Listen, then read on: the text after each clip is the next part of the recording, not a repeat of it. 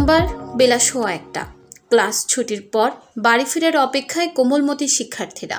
বাইরে সন্তানদের জন্য অপেক্ষায় ছিলেন অভিভাবকরা। আবার কোনো কোনো শিক্ষার্থী প্রস্তুতি নিচ্ছিল কোচিংয়ে বসার। অন্যান্য দিনের মতোই কোলাহলপূর্ণ ছিল রাজধানীর উত্তরার দিয়াবাড়িতে মাইলস্টোন স্কুল অ্যান্ড কলেজ প্রাঙ্গণ। হঠাৎ প্রতিষ্ঠানটির একাডেমিক ভবনে আকাশ থেকে আছড়ে পড়ল বিমান বাহিনীর একটি যুদ্ধ বিমান। বিদ্যুৎ গতিতে ঢুকে পড়ল জুনিয়র শিক্ষার্থীদের ক্লাস ভবনে। বিস্ফোরিত হলো বিমানটি। প্রচণ্ড শব্দে কেঁপে উঠল পুরো এলাকা। কোনো কিছু বুঝে ওঠার আগের মুহূর্তে ছড়িয়ে পড়ল আগুনের লেলিহান শিখা। এই আগুনে ঝলসে গেছে বিপুল সংখ্যক কোমলমতি শিক্ষার্থীর দেহ। পুড়ে অঙ্গার হয়ে গেছে কেউ কেউ। ভবনের ভেতরে পড়েছিল অনেকের ছিন্ন বিচ্ছিন্ন অঙ্গ প্রত্যঙ্গ। এরপর হতাহতদের নিয়ে ছুটেছে সবাই রাজধানীর বিভিন্ন হাসপাতালে। এই খবর নিমিষেই ছড়িয়ে পড়ল সারা দেশে। চোখের পানি ধরে রাখতে পারেননি কেউ। শুধু অভিভাবক ও শিশুদের স্বজন নয়, কান্নার রোল পড়ে ঘরে ঘরে। স্কুল প্রাঙ্গণ ও হাসপাতালগুলোতে হতাহতের স্বজনের আহাজারিতে ভারী হয়ে ওঠে আকাশ বাতাস। শোকে স্তব্ধ হয়ে পড়ে গোটা দেশ।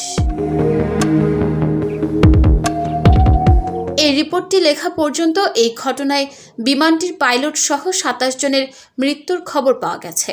নিহত 27 জনের মধ্যে 25 জন শিশু বলে জানিয়েছে প্রধান উপদেষ্টার স্বাস্থ্য বিষয়ক বিশেষ সহকারী অধ্যাপক ডাক্তার মোহাম্মদ সাইদুর রহমান।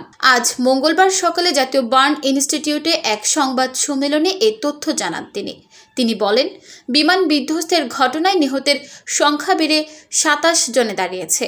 এর মধ্যে 2 জন প্রাপ্তবয়স্ক ছাড়া বাকি সবাই শিশু।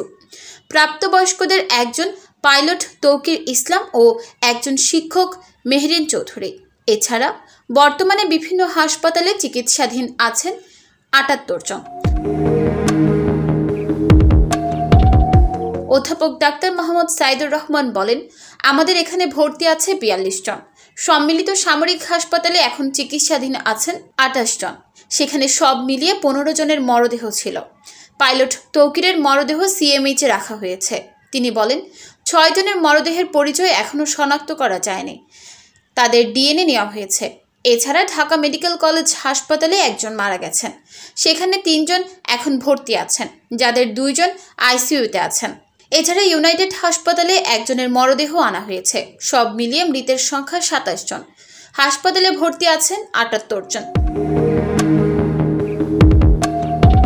তিনি আরও বলেন, জাতীয় বার্ন ও প্লাস্টিক সার্জারি ইনস্টিটিউটে ভর্তি রোগীদের মধ্যে 5 জন আইসিইউতে আছেন। তাদের মধ্যে 2 জনকে ভেন্টিলেশনে রাখা হয়েছে। এই 5 জনের অবস্থা আশঙ্কাজনক। রক্তদাতাদের হাসপাতালে ভিড় না করার অনুরোধ জানিয়ে তিনি আরও বলেন, এখন 100 জনেরও কম রক্তদাতা প্রয়োজন। তাই নেগেটিভ গ্রুপের রক্তদাতা ছাড়া অন্যান্যরা ভিড় করবেন না। আমাদের ব্যবস্থাপনা করতে অসুবিধা হয়।